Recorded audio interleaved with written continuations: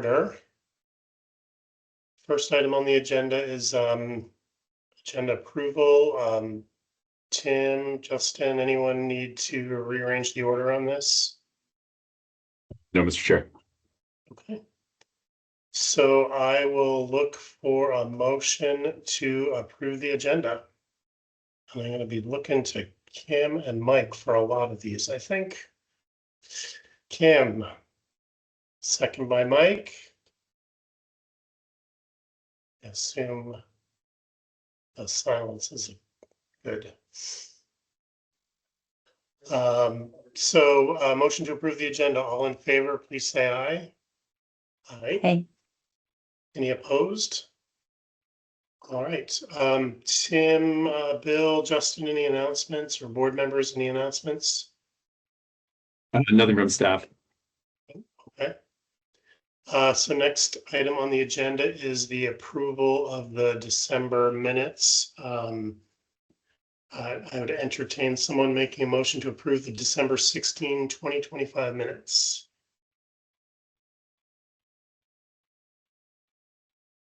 And Kim, in a second. Second. Perfect. Any corrections to those minutes? Hearing none. All those in favor of approving the December 16, 2025 minutes, please say aye. Aye. Any opposed? All right. I see no public on Zoom. Bill, it looks like you're in an empty room there. That's correct, Mr. Chair. All right. Then I think we can go ahead and turn it over to Eric and Tim for the VPEC presentation. Great, Mr. Chair, and I think we could turn it over to Eric for this. Eric had asked to come and talk to the board about what VPEC has in mind at the legislature this year, some work we're doing on transition of OPEB funds for the state and teacher system. So with that, I'll turn it over to Eric. Thanks for being here today. Thank you all. Good morning. Happy New Year. Appreciate everybody's time this morning. A couple of things I wanted to update you all on. We did provide you with a copy of our annual report. We filed that, it's due January 15th in the legislature of every year. If you read through the executive summary there, you can see the high points from our year, another strong year from an investment return standpoint, another strong year for our private equity portfolio, second year in a row that we're ranked #1 in the country among large public pension funds. With regard to the OPEB legislation, we had a pretty thorough discussion at the December VPIC meeting and are supportive of the provisions in H567 that would make VPIC the fiduciary and trustee of those OPEB assets. Indeed, VPIC signed a more robust memorandum of agreement with the treasurer back in September that sort of contemplates this and ups the level of analysis and scrutiny that VPIC provides over those assets. Step one in that process is an asset liability study. We have kicked that process off with RVK. We expect to see preliminary results from the asset liability study in early February. We're working under 2 contracts with RVK at this point. Our VPIC has a contract with RVK, as does the treasurer. So we're working through both of those contracts through that process. Once the purpose of the asset liability study is to strategically align those OPEB assets with the pension, with the OPEB liabilities that they're set aside to fund. And that really starts with the actuarial evaluations that Siegel does. We're working through that process now, and we'll have an update for the treasurer's staff in the next few weeks, I would think, when we see preliminary results. Following that, we would undertake a liquidity study to help us understand and help the treasurer understand the extent to which those OPEB portfolios could tolerate illiquid assets. As you add illiquid assets to a portfolio, you increase its expected return. You also increase its discount rate, and the resulting liability decreases. So we think that's a good thing. Higher returns, lower liabilities. The challenge with illiquid assets is that there's a limit to how much each plan can tolerate in illiquid assets.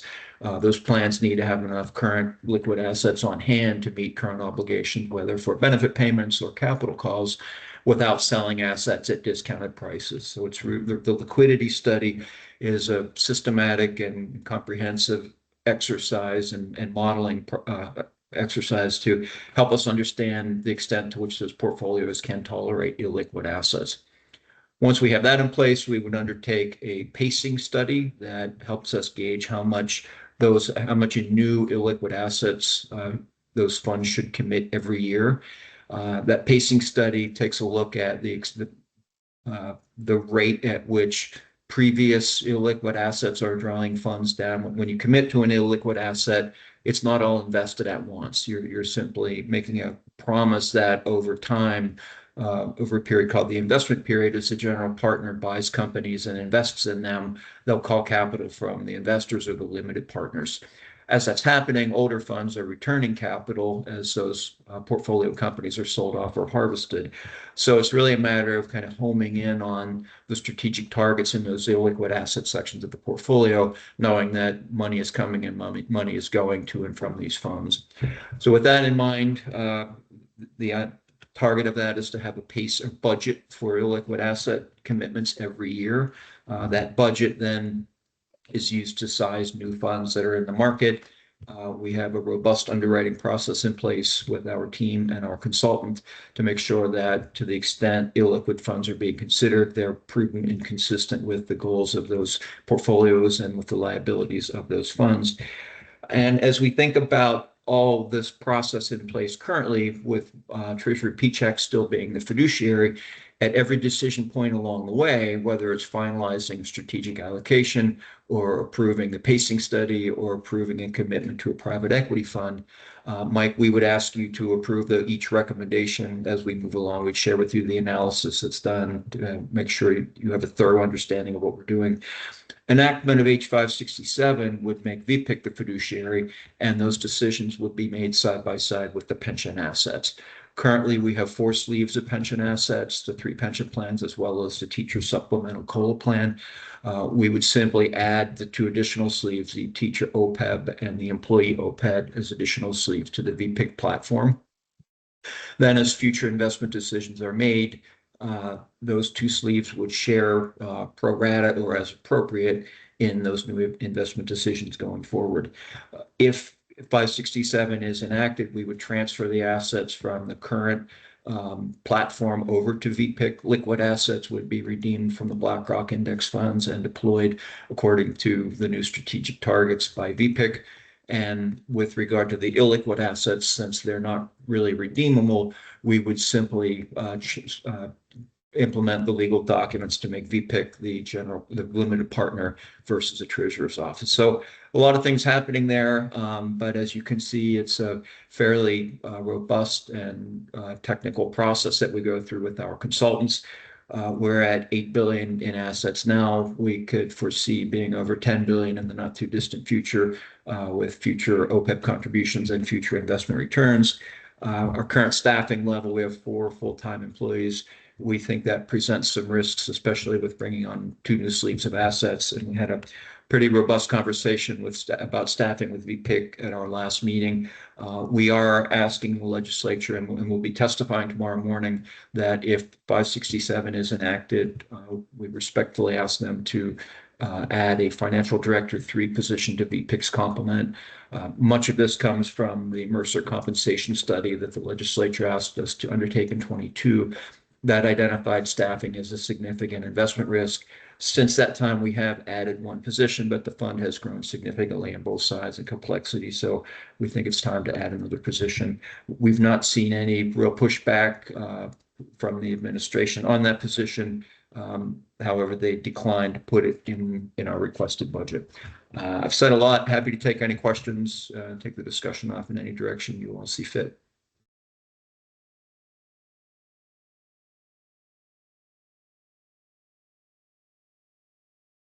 Any questions from board members?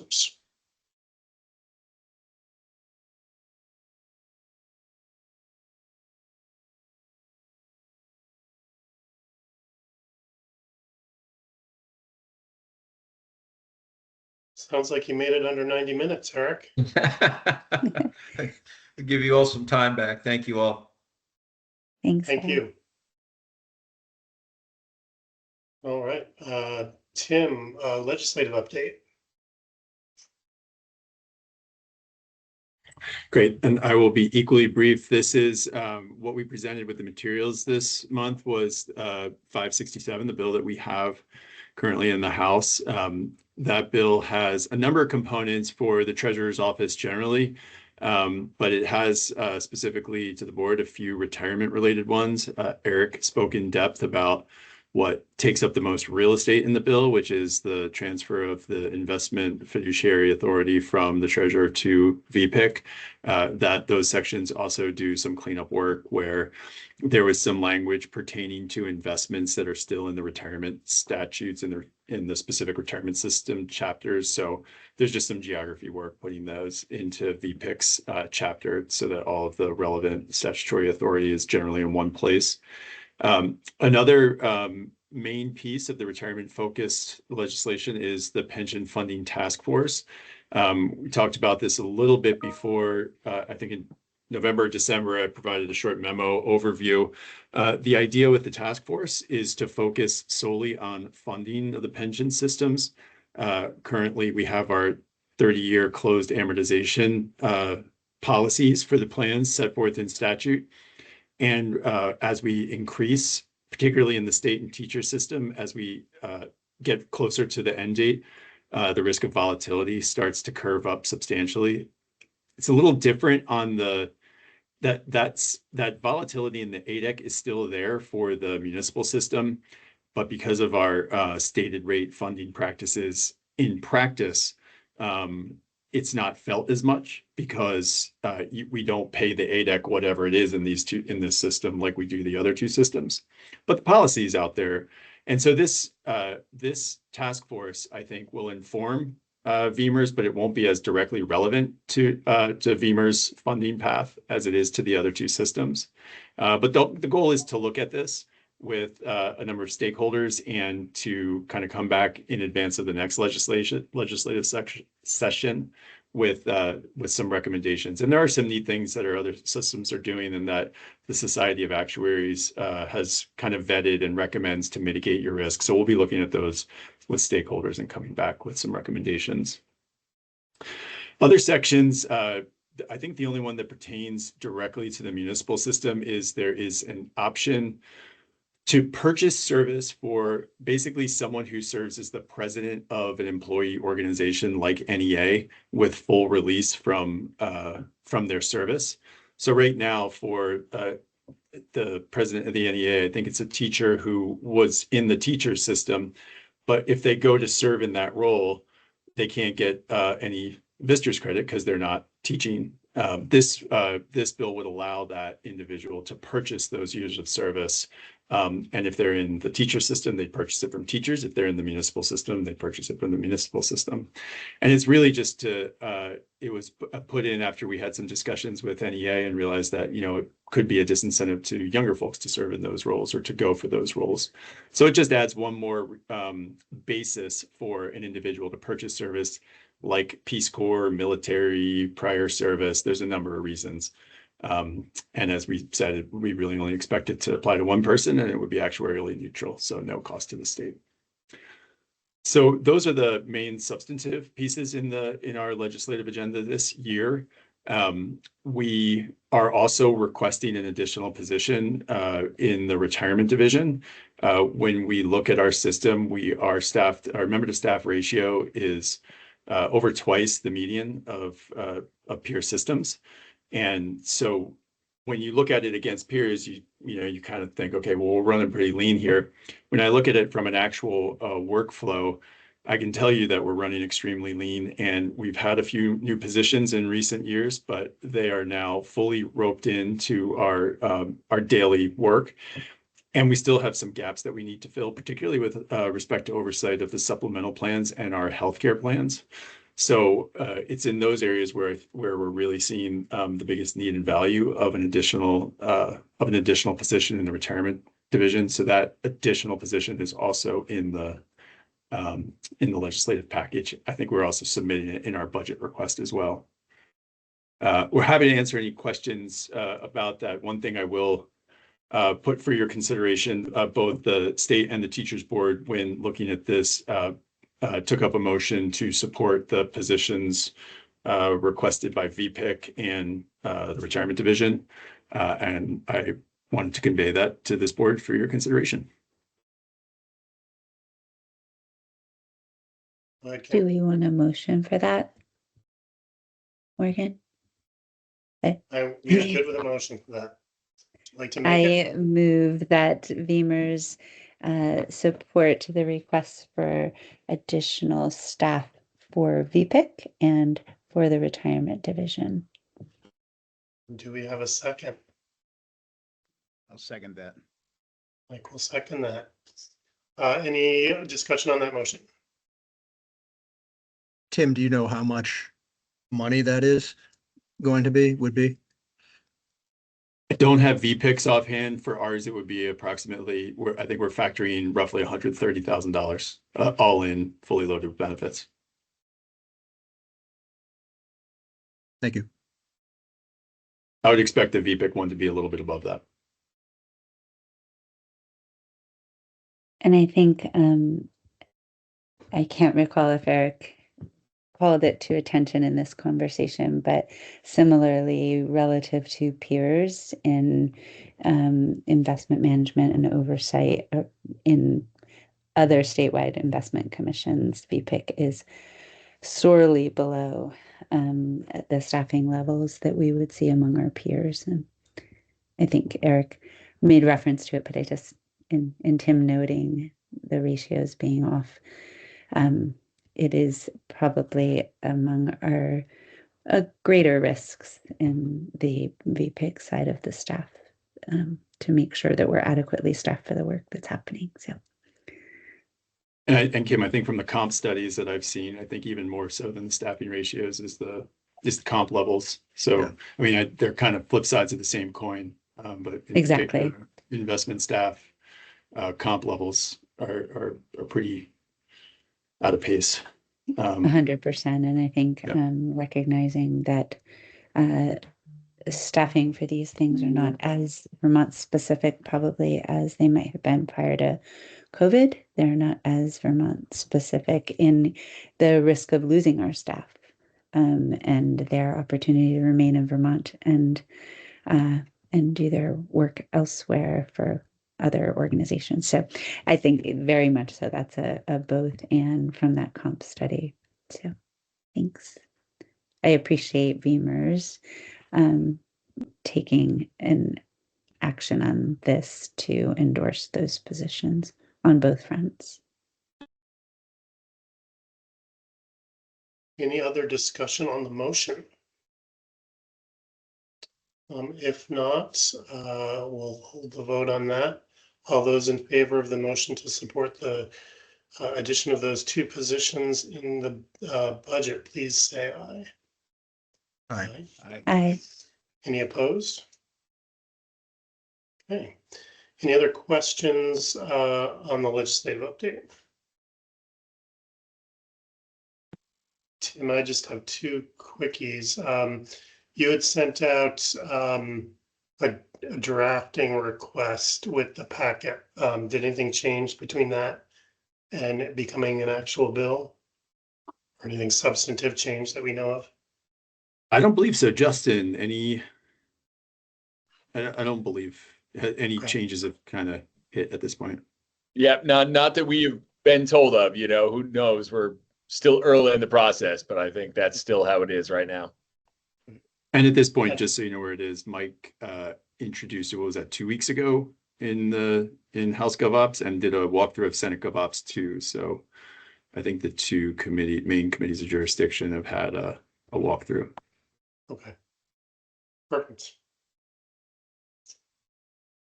All right, anything that you want to add to legislative update, Tim? No, that's all for me. I mean, we'll see where it goes. It's Yep. early. Yeah, I mean, the fact that they're taking testimony this early is a good sign, but yeah, things do change there for the next few months. So Yeah. keep us posted on that. That brings us to the end of our agenda. Tim or Justin, any other business you have for the board?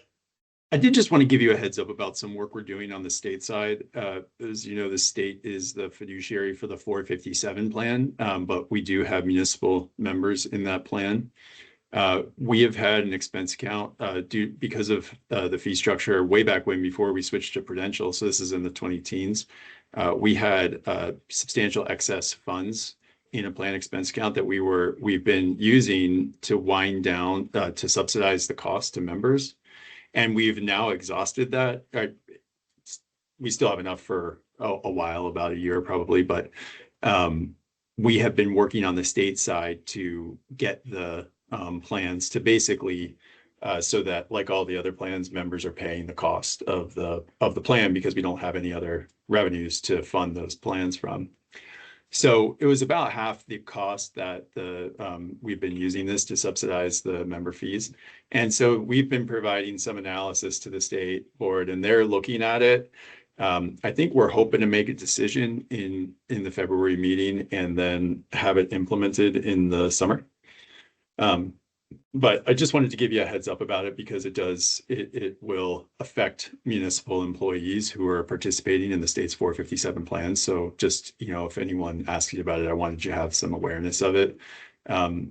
We've had robust analysis from Sarah at RBK, kind of helping the board think through, whether it's a per head fee, whether it's an increased asset fee, what do we do to make it equitable, perhaps some caps, ceilings, floors or ceilings that fees are applied to. So they're looking at all that right now, and we're talking to Empower to make sure that structurally everything, they agree with how we're seeing the world. So just wanted to let you know that work is happening over there, and we will let you know what the result is. Sounds good. Any questions on that, folks? All right, I believe we are together again February 17th. Sounds right. Enjoy the rest of your January, and I will entertain a motion to adjourn. I see Kim and a second by John and a third by Mike. All those in favor, please say aye. Aye. And See we you, are everyone. adjourned. Thanks all. Take care, folks. Promised you a short one, Morgan. Bye-bye. Sounds good. Bye.